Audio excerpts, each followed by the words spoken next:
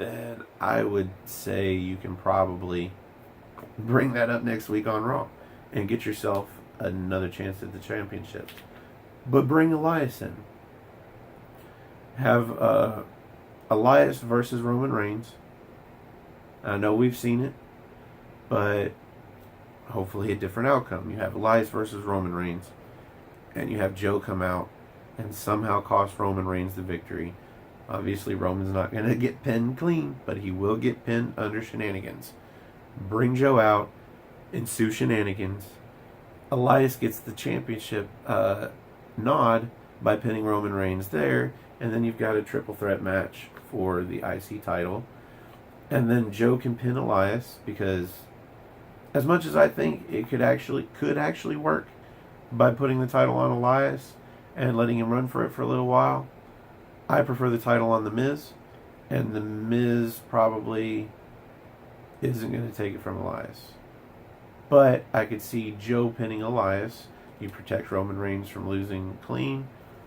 You really protect him from losing the title at all, because he just wasn't part of the pinfall. And you give it to Joe. And Joe already has enough of the crowd to where he's kind of babyface-ish, to where The Miz getting his rematch with Joe instead of Reigns, I like that. I like Miz versus Joe. Two very different styles, but both very good wrestlers. And I think that's all I want to say about Raw. I didn't take any more notes, and I'm not trying to remember anything specific outside of the notes, because it's already been 35 minutes, and I've still got to do SmackDown. So, on to SmackDown, where, as I said before, the WWE SmackDown Tag Team Championship match, and they're going to just roll through the one fall. There is no reason why they should get rid of the audience's opportunity to chant one fall. They have fun with it.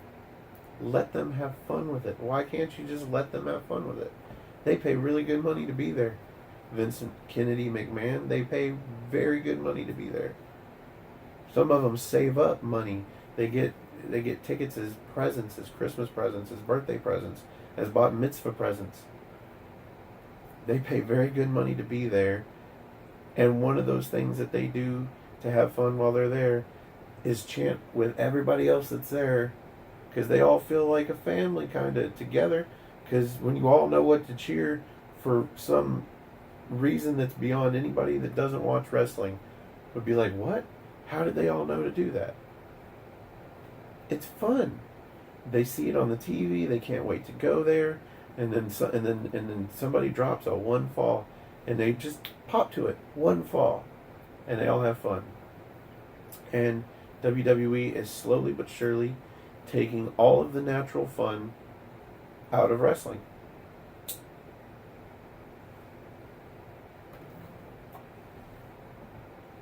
If it's not created by Vincent McMahon or somebody in the chain that he approves their decision, if it's not fun created by Vincent Kennedy McMahon, it is not allowed, apparently. So I'll try not to go out on a rant on that. It's just, it really bugs me that they wouldn't let the audience chant. It really bugs me. Because I can see why there's certain chants you would want to, diminish. The CM Punk chants for sure. The what chants during anything serious. Like you don't want the crowd chanting what during a Susan G. Komen Foundation segment. However, I do feel like over the years, the Susan G. Komen segments have gotten longer, and there's unnecessarily more of them. Like, they mention them throughout the show. There's no reason that they should have a segment in the ring, bell to bell, during which two people that aren't going to be seen that night on Raw could be having a match and getting out there. I just, this year really kind of set that in for me because, or not this year, last year, there was 5 Mondays and 5 Tuesdays in October, so there were five times for each show that I literally fast forwarded from the end of the segment before they went to commercial and said that they're about to do some Susan G. Komen stuff through the segment and the next commercial into them coming back from whatever it is they were doing with that. Whether they were in the ring giving belts to deserving females or whatever. Understandable, do it on social media. That's where you want to spread the word anyway, social media. Do it there and then talk about it on the air and people can go there and watch. Hopefully. Or hopefully nobody wants to watch. Or maybe not hopefully, but if nobody wants to watch, if nobody would want to go see it and watch, then maybe it shouldn't be between advertisements. But anyway, that's my rant on that. It looked like we were going to have new tag champs on SmackDown tonight, last night, whatever. And I don't know if that would have been a good thing or a bad thing. I think if they had actually gotten the belts and kept the belts, I think eventually the Usos would have gotten them back and then successfully defended them and been the 6-time tag team champions. I don't think it hurts the Usos to lose the titles and gain them back. I think it would only hurt the Usos to lose the titles, get buried, and then not even be in the title picture anymore. They would still continue to have amazing matches, but that's the only way I think it would make them hurt at all. At this point, their momentum is ridiculous. Seconded only by maybe Rusev Day right now. I think Rusev Day is a much higher gain of momentum in a shorter time, but at the same time, the Usos are just, they're on fire, and they can credit most of that in the last several months to the New Day, just having amazing matches with them.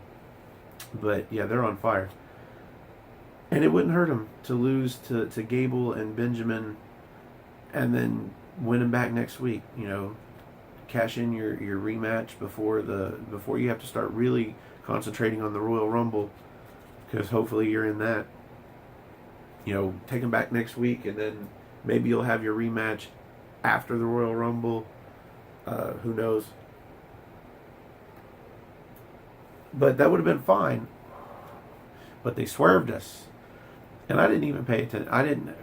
Certainly should have caught the fact that, who was it that got the pin? The pinfall happened with the wrong man on both sides.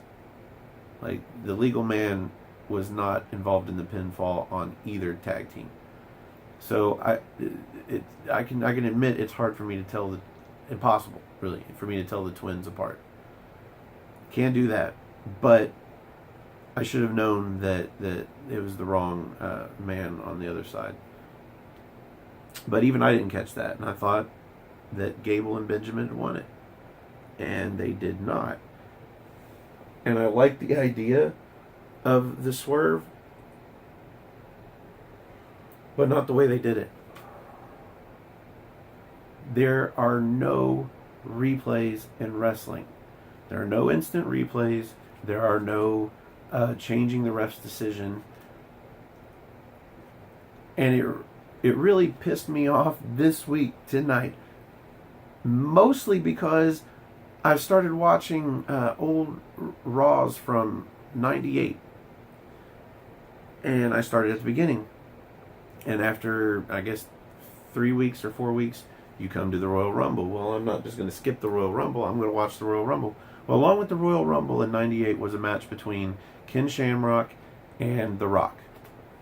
And The Rock was defending the Intercontinental Championship. And lost. Clean. But before he lost clean, he put the... or maybe after he lost clean. Either way, he put the brass knuckles that he used to hit Ken Shamrock and seemingly knock him out until Ken Shamrock kicked out. He put those knuckles in Ken Shamrock's shorts. And I don't remember if he told the referee or something, but the referee found the knuckles and changed the decision, and Ken Shamrock did not win the Intercontinental Championship. That was bad enough. I thought that was a little, because they don't do that. You just don't do that. In order to be able to tell the story, because this is all a story. This is not very strict rules, as we saw with the Roman Reigns match. You can bend the rules here and there, but you're still trying to tell a story. In order to tell a story, you have to be able to have matches end in shenanigans, and the decision is final. You don't go back a week later or even 10 seconds later and look at the footage and say, oh, well, I made the wrong call. We're going to change the decision of the match. That only happens right after the decision or even before the ref calls for the bell. What should have happened is the 3 count. The ref should have jumped up to call for the bell, or maybe even started to call for the bell and then realized that it should have been Shelton Benjamin, I guess, pinning, or Gable, whoever was supposed to be pinning the other Uso. And then maybe at the same time you see, oh wait, that's the wrong Uso too. That should have been when that happened. It just, if it can happen in that match, you give the idea, the hope to some people that it could happen in another match. You know, somebody else gets screwed over. Oh, well, this and this happened. Why don't they just send that ref out? That really cognizant, closely, that ref that's sitting in the back watching a match on the screen as if he doesn't have enough to do with his own match to prepare for. He's watching somebody else's match on a screen just to see if any shenanigans go on. And this one time, he saw it, and he runs out to save the day. It's unbelievable television. This is television. In order for us to suspend our disbelief that this is not what it looks like, that it is not real, per se. Of course, we all know gravity's real, but it's not good television.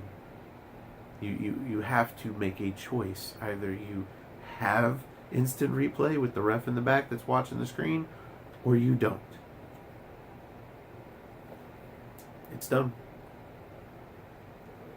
That's one of those dumb decisions that you don't know why they make it, and they may not make it ever again. But the fact that they may not make it ever again leads you to wonder why in the world they would make it this time.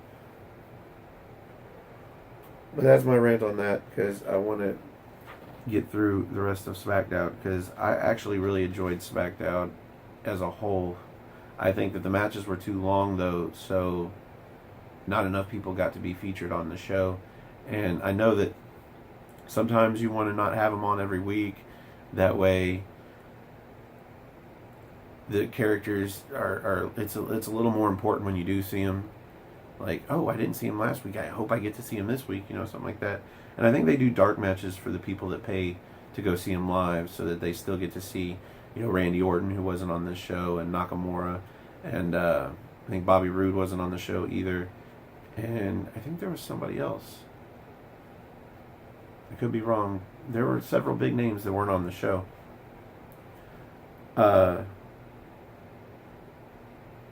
I want to talk about the first round U.S. title tournament match between Aiden English and Xavier Woods. And I really enjoyed the match up until the end. I think Aiden English was severely underutilized when he was with what's his name, Simon Gotch, because I actually enjoyed watching him in the ring. He does some good shit, and he's a good wrestler. And the fact that he used his finisher on Xavier Woods, or what I can gather is his finisher, the fireman's carry, I think, into the reverse flapjack, sit out flapjack. Which, by the way he does it, I kind of like that finisher. I don't think I've ever seen it before. I'm enjoying the uniqueness of it. The fact that Woods kicked out of that and then beat him with an elbow off the top rope, which I don't think is Xavier Woods' finisher. And if it is, I don't think it should be his finisher. I think this should hopefully be the one occurrence where he uses that move successfully for a pin. I don't like it as the finisher of this match, though. I really didn't, because that buried Aiden English. I mean, he hasn't exactly been not buried, because he really is kind of like the singing sidekick to Rusev. He's the reason Rusev Day is popular, I think, because of him singing it and how hilariously annoying it is. But he has been getting seemingly a push during a lot of the recent tag team matches, because it seems like they've been protecting him. He's been doing very well in the ring, like things you wouldn't expect from Rusev's sidekicks, more like somebody that can kick as much ass as Rusev, because he's been cleaning house occasionally, and this buried him. Like there's really no other way for me to look at the match, the way that they booked it.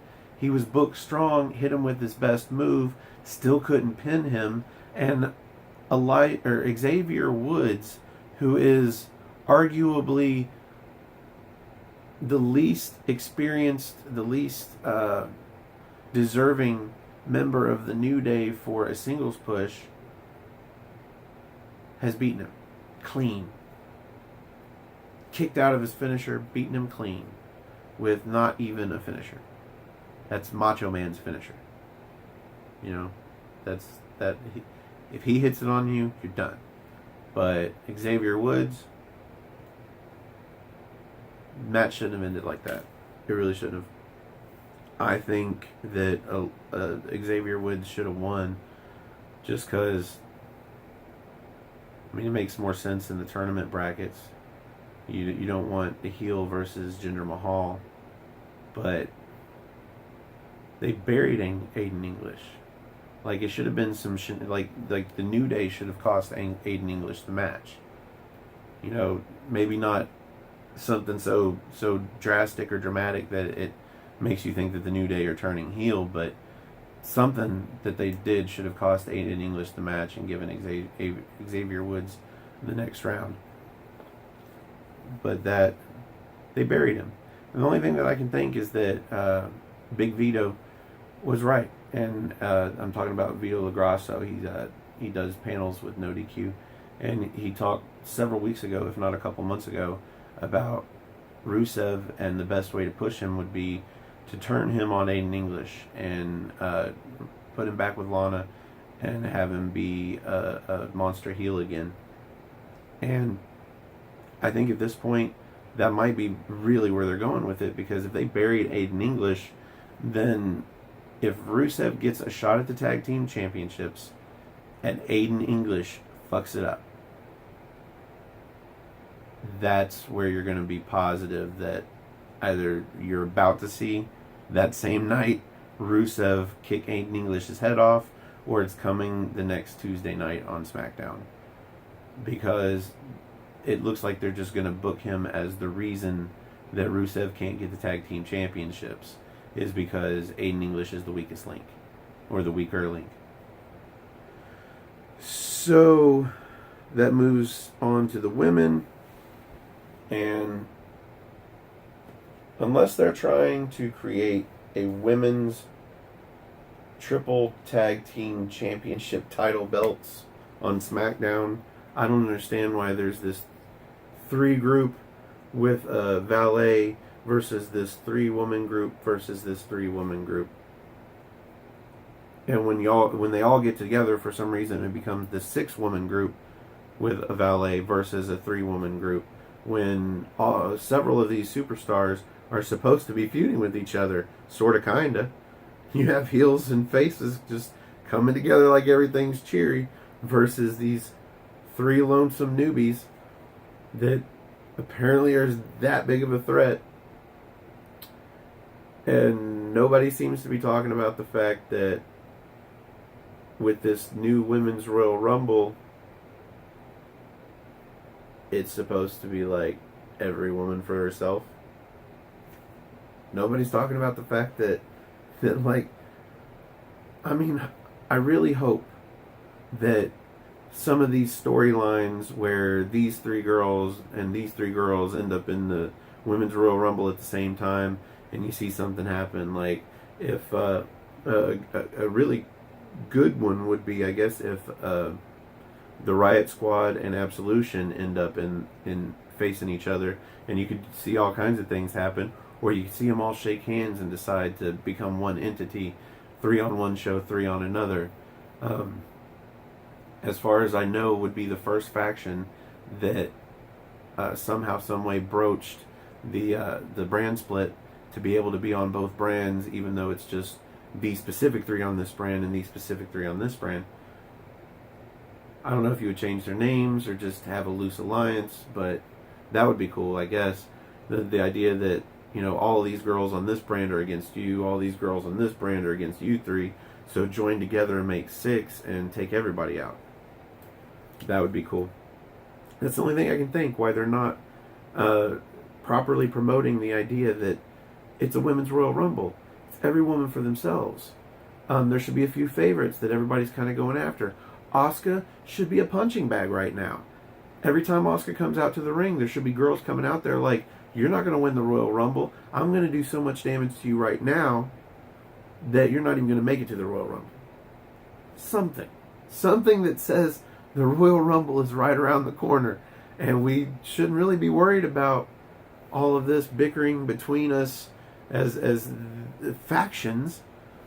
Factions break apart in a Royal Rumble, really. I mean, you might stand together for a while, but eventually one of you is going to try and throw the other one over. It happens with tag teams. It happens with factions. That's just the nature of the Royal Rumble. Nobody's talking about it, though. For some reason, it's just this big 3-on-3-on-3 stuff on both shows.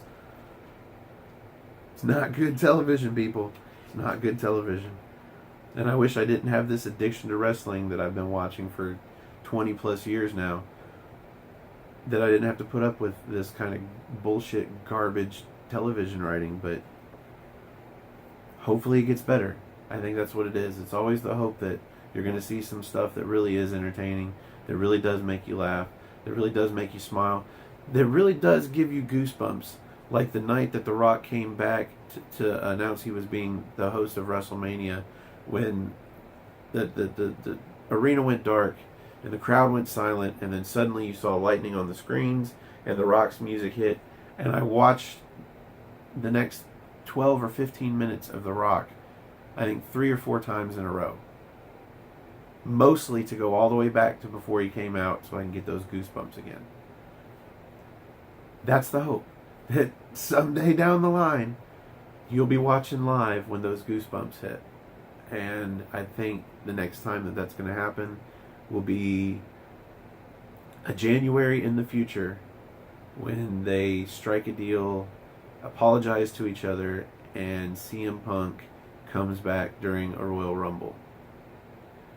Because if he was going to come back, and it would have to be the right way, then it's going to be all negotiations and shit that's going to take time.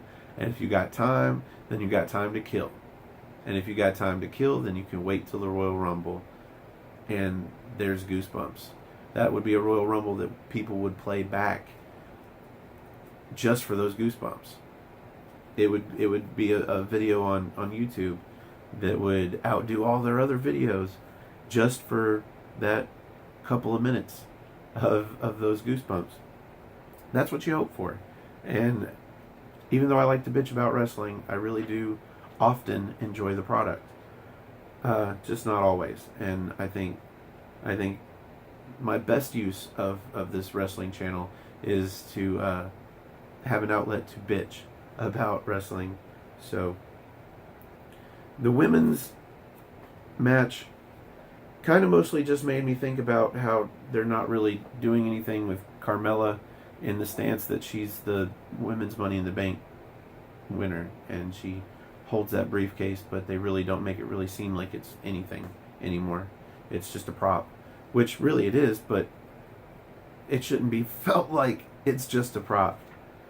It should be felt like it's on somebody that at any moment could cash in and become the woman of the show. So I was thinking about Carmella in the briefcase, and I was wondering other than having a 3-person faction to feud with the Riot Squad, which technically you would have if you just put the wrestling tights on Lana instead of the dress, you would have 3. I don't know why they put Natty back with the welcoming committee, other than to just have the term the welcoming committee. And so I was like, well, why could she be with them? Why would that make any sense? And the best I could come up with as to why it would make sense is so that she can get close to Carmella. And this is a weird, wacky, probably never going to happen, but I think it's worth shooting for as something new for a Money in the Bank winner. Let Natalya get a hold of that contract. And obviously her name's not on the cash-in, so she can't like steal the contract and use it. But let her get a hold of that contract. And let it kind of be seen in backstage vignettes that she's kind of, like looking at it. Maybe asking to see it or read it. She just wants to touch it because it's the first one, something. Let her get a hold of that contract and read it and find the first loophole or clause or whatever that nobody's thought to use because nobody's really thought to take one's Money in the Bank contract and read it. And let's say the contract has everything written out, and on one line it has the signature of Carmella. That's her contract. Well, on the other line it's blank, because who knows who's going to have the title when she cashes it in. So maybe Natalya has a one-on-one match with somebody, or a one-on-one match for the title, and she goes down there and lays out Carmella and signs her name into that contract. That way it becomes a triple threat match. Because if you remember, Seth Rollins, when he cashed in at WrestleMania, he cashed in during a match, which turned it into a triple threat match. Well, as we all know, triple threat matches are no disqualification. And I know that women's triple threat matches never break down into somebody grabbing a chair and hitting somebody else because they're women and they can't take a chair shot for some reason. But I think we're beyond that. I think in indie promotions and backyard promotions and extreme wrestling promotions, women take chair shots all the time. You treat them the same as the men. You hit them in the back, not in the head, so you don't concuss them. Women take chair shots all the time. It's fine. It's time that WWE finally does it. And this would be perfect if she turned a match into a triple threat match for the title. And this applies if it's just Carmella. If I'm not talking about Natalya pulling some sneaky shit. If she cashes it in during a match, makes it a triple threat match, the same way she won it by cheating. Oh, she did use a chair. No, did she? I think she did.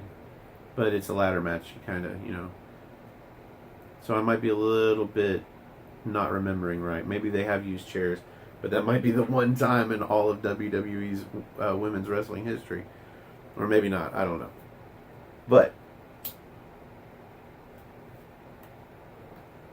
triple threat, no DQ, doesn't matter who's in the ring. If it's Charlotte and Natalya,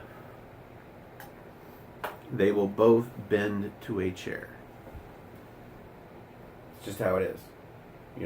It's how you write it. They both will bend to a chair. It's like even a John Cena or a Roman Reigns. If you put them in the right match and you beat them with a chair enough, eventually you can pin them.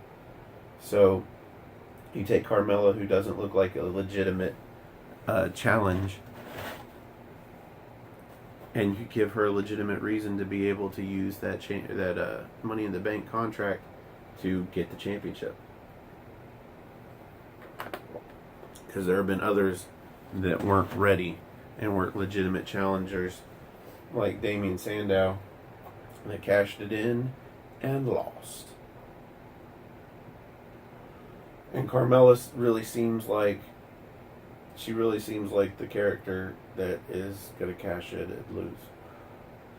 And I would really prefer to see her cash in and win. I mean, I think the title picture is always more interesting when the Money in the Bank title or Money in the Bank contract holder actually wins.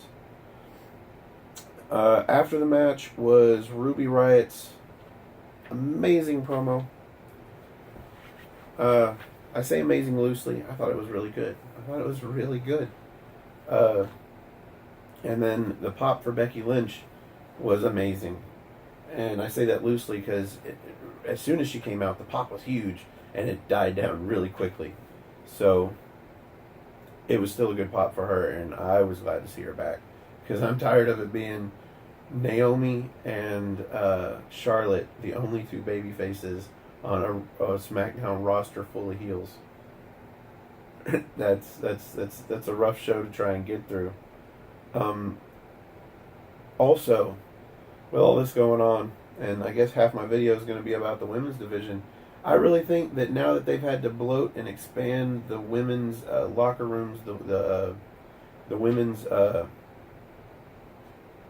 division, the roster, the women's rosters on both brands. Now you have nearly 10 female superstars on either brand. It is time for women's tag team championship titles on WWE. I don't know if they've done it before, but I know that they need to do it now. They need it desperately.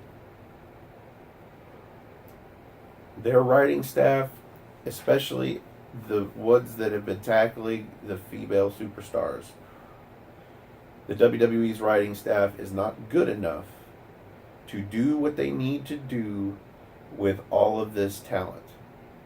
I'm talking about the female talent. Because after this Women's Royal Rumble, and possibly they might be okay up until WrestleMania, maybe that's what all this 3-on-3-on-3 stuff is for, to give them something to do up until WrestleMania. But eventually, all of these women are going to get lost in the shuffle to the top 2, 3, or 4 female superstars on either brand. They're just going to get lost. They're going to go nowhere, and they're eventually going to get released, sent back to NXT, or they're going to become bit players where they're not taken seriously, like Alicia Fox. They need women's tag team championship belts, and this might be one of those cases where it would be better to have one set of champs for both shows. Make it a little more meaningful, other than the fact that, it's for the first time ever, or in a long time at least, I don't know, you have women's tag team championships, but the champions get to go to both shows. Makes it mean a little more.